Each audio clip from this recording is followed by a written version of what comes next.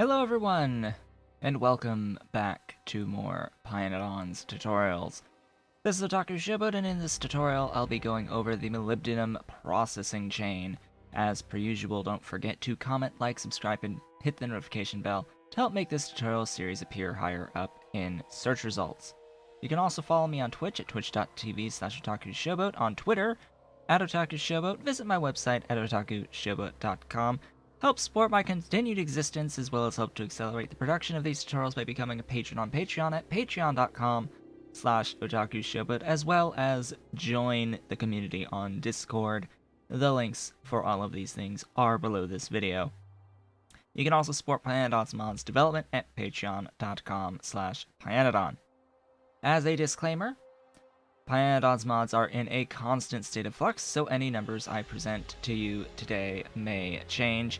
The mods for this particular save file are nearly identical to my stream save, the list of which is linked below on my website stream schedule page. The only difference is that I am using the Infinity mod to help to showcase this processing chain. So let us get started, shall we? So molybdenum is relatively simple in terms of the number of steps. It is not that many steps. It is not that many, quote-unquote, not that many outside inputs to process molybdenum.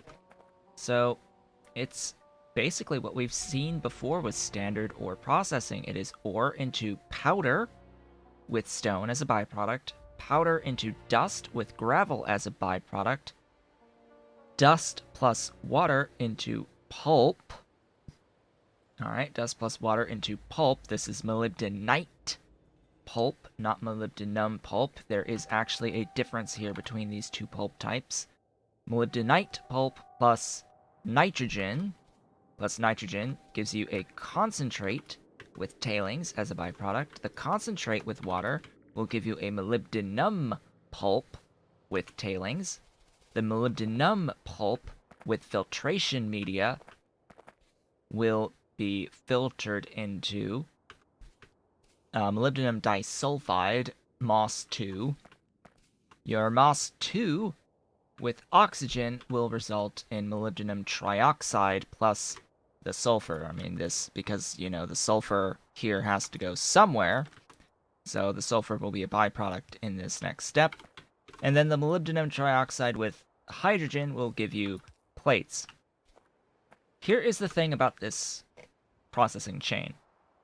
Once you unlock it, you've unlocked it. You will do it at green science. Molybdenum itself is going to be hard to get because you need to have laser turrets to get the mining drills. For molybdenum, you also need refined syngas to mine molybdenum. You need... No. Am I wrong? I think I'm wrong here. Any molybdenum? Hold up. It's been a while since I've actually straight up mined molybdenum. Give me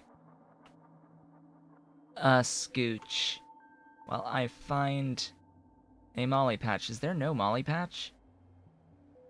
There's a molly patch. So molly does not require a gas in. Molly is just a drill heads in. So fortunately enough, molybdenum itself does not require a gas to mine, but as you can see, here's the kicker with molybdenum. So it's really hard to make the mines to begin with because you have to go through that whole process making military science for laser turret tech, and then making rayon for batteries for the laser turrets, and then you can make the molybdenum mines. But these ore patches by default are tiny. These are tiny ore patches, plus you have to take into account the drill head cost for these molybdenum mines. So, sorry, I was getting slightly confused between molybdenum and niobium, which it's the niobium that's going to require the refined syngas to mine, and yeah, good luck with that. So, molybdenum, little bit easier to physically mine, but the patches themselves are going to be overall a lot smaller. They're going to be a lot rarer, And to make matters worse, by default with this process, 15 ore in is 1/2 of a plate out. 15 ore per second in will be 1/2 plate per second out. So let's bear that in mind as we go through this process, that 15 per second of the molybdenum ore in is 1/2 a plate out without modules. Like the niobium processing chain, this entire chain, except for the filter step, because filters don't take productivity modules, everything can use productivity modules once you get access to it. So at green science, this is what it's going to look like. You're going to be limited to a ratio of 15 to 0.5, or 30 to 1. You can think of it that way too. We've got our jaw crushers crushing into ball mills. Now, I've built this with red belts, so just bear in mind here at this second step, this is where that actually matters. With the red belts, you're producing 16.5 output here. 15 ore in, 7.5 plus 3, so you're at more than a single lane of yellow here. And then here you're at slightly more than a full yellow out here. So do bear that in mind when you do your own logistics work for this. So this is like identical to what we've seen before at the start, just crushing and then powderizing / dusting. Then we go into our pulp by adding water. Here at the hydrocyclone phase, you need a lot of nitrogen by comparison to everything that you've needed nitrogen for thus far. In fact, you may have not even bothered using nitrogen for anything up to the point where you first set up molybdenum processing. This may be the first time that you're really going to be using nitrogen. And the amount of nitrogen that it will use is pretty high. Now, the way that you will get your nitrogen is through destructive distillation columns. I'm going to grab a set of Mark 1s here. So destructive distillation columns will have a recipe for purest nitrogen gas. This will produce a lot of purest nitrogen and oxygen. Now, the nitrogen is what you need, not the purest. The purest can be processed into additional nitrogen in filters. Let's actually make sure I have a Mark 1 filter here. I'm pretty sure that is a Mark 1. All right. Nitrogen. The problem here is that this will also consume filtration media. You already need filtration media here on this step to get your molybdenum disulfide. This is calling it molybdenum sulfide. That's wrong. Disulfide. Here, it's going to require a bit of filtration media, but you get twice as much nitrogen as the purest that you put in. So really what one of these produces is up to 34 units of nitrogen per Mark 1 DDC. Up to 34 without modules or anything like that, if you're planning on spending filtration media to get the extra output. The alternative, if you do not want to spend filtration media, because this comes from purified air by itself, and that's just a Mark 1. That is a Mark 1 pressure pump. If I can find my pressure pumps. A Mark 1 pressure pump gives you enough. It's 20 per second, so just a Mark 1 pump. You can just vent the purest nitrogen and just scale based off of how much you need of the actual nitrogen. You're only going to need like about 10. You don't need the full 12. You don't need a full 120 because you're not processing 90. You're processing, I think I may have done the math a little bit ago, but I don't remember if I have it still up. Doesn't look like I still have it up on my calculator, but anyway. It's not going to be 80, because remember, we're going to be 15 in, we're going to be 15 in, so that's less than 80, so it's less than 80 in, so I think it's like 5 concentrate out. Yeah, I think it's 5 concentrate out, so just bear in mind, maybe like have the 12 just for safety's sake. And this is like enough oxygen. One burner can burn the oxygen, one like gas vent can burn the oxygen, or just, one tailings bond. And then a couple to get rid of the nitrogen, the purest nitrogen. If, again, that's if you don't want to spend the filtration media and would rather spend the space of having a bunch of destructive distillation columns with pressure pumps. Anyway, moving on. Moving right along. That's like the most complex part of this, by the way. This whole sequence. That's like the most complex part. Just add water to get your concentrate into molybdenum pulp. Add filtration media. This is going to require you to have zinc. Ergo, why we covered zinc beforehand. In a previous tutorial, we've covered zinc, so this is going to require that you have zinc. Because filtration media requires activated carbon, and activated carbon requires zinc. Chloride, which is zinc plates and hydrogen chloride. It requires that for the activated carbon. Yeah, only one way to get activated carbon. From here, in our beautiful Moss 2, you want to have a small stockpile of molybdenum disulfide.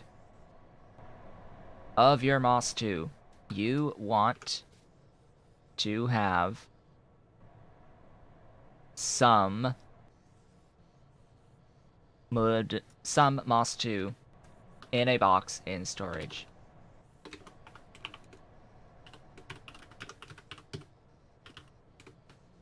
Of course, he would call it molybdenum sulfide when it's MOS2, but anyway. You need this for condo cores, so you're not going to need it for a very long time. Condo cores are an item that is necessary in the Circuit 4 processing chain, the intelligent unit processing chain. So that is the only time you're going to be using this, and something tells me it's not going to be a ton. So it's 10 per condo core, which you're thinking, well, that's actually a lot per condo core, but again, and it's 1 condo core per processor, but it's 1 processor for 2 intelligent units, so 5 MOS 2 per circuit 4, so this adds up. Let's say that this actually does add up, but also bear in mind, by that point in the game, you will have access to Productivity Module 3s, which basically double the output of this entire system.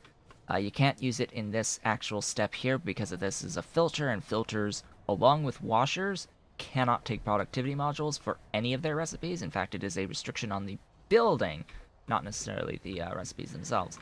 But every other step up to this point can use productivity modules, and now that the number of module slots does increase by 1 for every mark level, for all of these building types, it goes 1, 2, 3, and 4.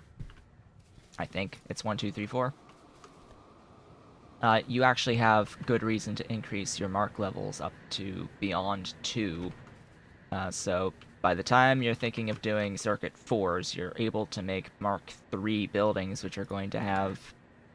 Well, let's pull out a Mark 3 Hydrocyclone here and show that this is actually...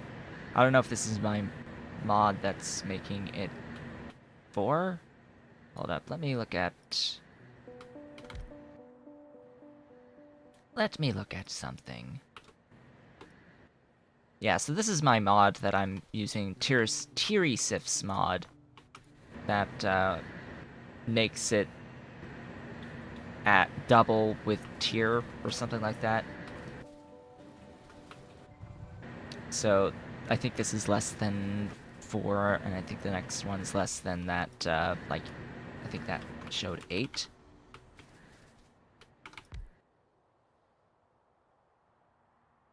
Yeah, that showed 8, so that's doubling. That keeps doubling. Or I might have set that in the settings for the mod anyway. But point being, the number of module slots does go up with tiers, so you will want to increase your tiers over time, and that will give you more access to more module slots. So by the time you get to condo cores for this stuff, which you'll need a lot of, you'll have a big boost to your production anyway using the Mark III modules in buildings that have more module slots. Then the actual plates itself, or no, then it's the molybdenum trioxide, Mu3, the beautiful Mu.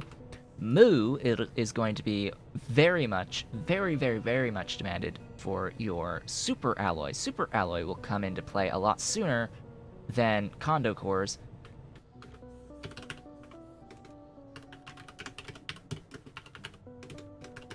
Of course, he just called it molybdenum oxide. It's molybdenum trioxide. But anyway, this stuff, besides being used for molybdenum plates, is used for blanket chassis, which is like involved exclusively in fusion, which you probably shouldn't be doing at the moment until it is fully rebalanced and actually gives you lots and lots and lots and lots of power to make it worth doing. But current state, I'd still say no, not worth doing over the alternatives.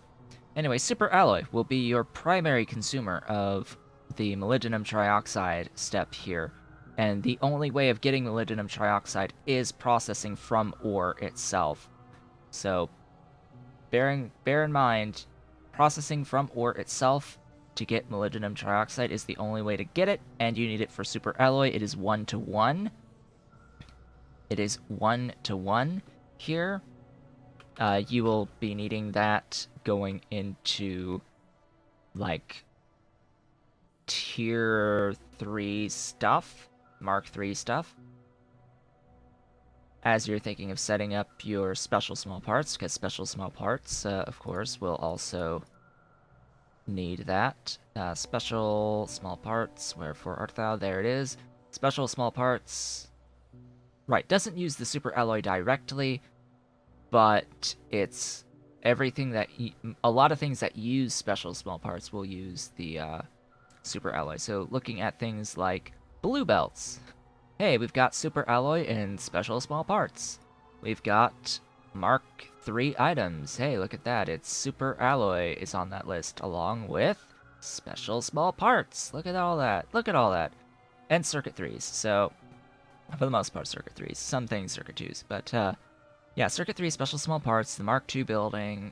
We get aerogel, that's going to be new, but that's going to be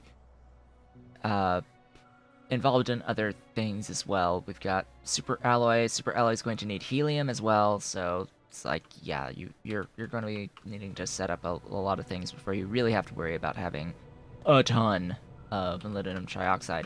And then, of course, that goes into plates. Now, one other thing to note here is, before we end things off, as we now are at the plates step here, plates will not be used for a ton. The actual plates aren't used for a ton. Mostly here you see some Mark III stuff, this superconducting magnetic unit, which is involved in some fusion, some Mark III stuff, some superconductors for other Mark III stuff, and some science, late science stuff, space science stuff type things. Yeah, all of that. So really, you're not going to have a huge demand on your molybdenum plates. Never use it for methanol. Never use it for methanol. Your main /only demand. Your main /only demand will be in the form of aramid. Aramid will be your main / only demand of molybdenum plates, and this is going to be the reason why you set up your molybdenum in the first place. This is going to be why you're going to need to set up molybdenum going into your circuit 2 chain, because you need it for aramid, and you need aramid for stainless steel.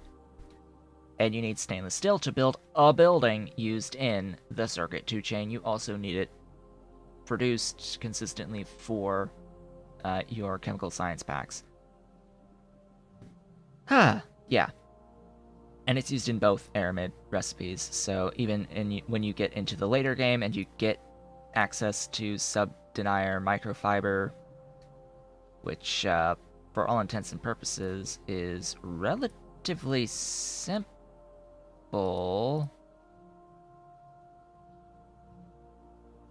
Yeah, for all intents and purposes, this is fine, actually. That's actually pretty easy. It's like, oh, I should probably switch to that recipe. I should probably be doing that recipe. Now that I'm looking at this, it's like, well, I see, yeah, anyway. I see, oh, 8 every 4? Yeah, 20 every 4? Yeah, I'll take that one when I get that recipe. Anyway. Molybdenum plates, not used a ton, gets used a lot more in the form of super steel, primarily. Molybdenum plates will be used in super steel production. So that's when you'll be really, really focused on getting a lot more molybdenum plates. The thing is, though, molybdenum plates have a particle accelerator recipe. Where's my bright light? There it is. Molybdenum plates have a particle accelerator recipe, a decent particle accelerator recipe. I'm just going to say that it is a decent particle accelerator recipe. Always try to get your minus 80% on these for the power usage, energy consumption. Always try to keep it at minus 80, even if you're doing like the beaconing of these to make them go faster. Always try to like mix beacons to keep that power use down. Like always try to keep the power use down here. That is the main thing. But you get a 1-to-1 ratio of chromium into molybdenum plates, and you can make a ton more chromium than you can molybdenum ore. So this is a recipe that is well worth it. I would say to always do this for your molybdenum plates when you get access to it. When you get access to it, if you set up your proton donors, which is going to require boron as well as like rayon and everything else for the crystallographic substrate, it's crystallographic substrate plus boron, and we've covered that in our borax processing chain. Went all the way up to boron there, so go see that if you want to have a look at how to get boron for the proton donors.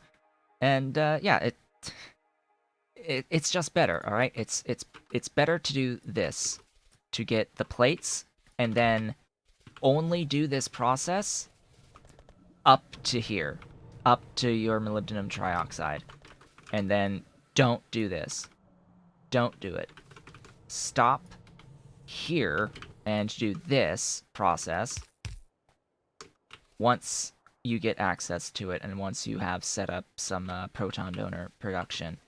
There are going to be other things at that phase of the game that you're probably going to be wanting to do particle acceleration for anyway. So always be sure to you know, have a look at the various things that you know, might want to consider particle accelerating at that point in time. I think that's actually it. So, you know, molybdenum, potentially diamonds, vanadium, gold from silver. I guess I could say you could do silver from copper into gold into uranium. Yeah. Hey, look, it's proton donors again. This is going to be a lot of proton donors. Just the way of the world at this point. It's just going to be a lot of proton donors. But yeah, so do that. Do that. That's my recommendation. My recommendation: do particle acceleration for the actual plates. Once you start needing more plates. So once you get into making your super steel, once you start thinking about making super steel, that would be when you would want to transition into doing particle accelerated molybdenum, because you're also going to need vanadium, and it's a good chance to set up particle acceleration for vanadium at the same time, and all of that good stuff. With that, I would like to thank you all for watching. That has been our overview of molybdenum. This has been Otaku Showboat. If you have enjoyed today's video, don't forget to comment, like, subscribe, and hit the notification bell to help make this series appear higher up in search results. You can follow me on Twitch at twitch.tv/OtakuShowboat, on Twitter at OtakuShowboat, visit my website at OtakuShowboat.com, become a patron on Patreon at patreon.com/OtakuShowboat, and come join my Discord to help grow the community. The links for all of these things are below this video. You can also help support Pyanodons Mods Development at patreon.com/Pyanodon. Our next tutorial is going to be Rare Earth. It is going to be Rare Earth. That is our next overview. And I hope to see you all then.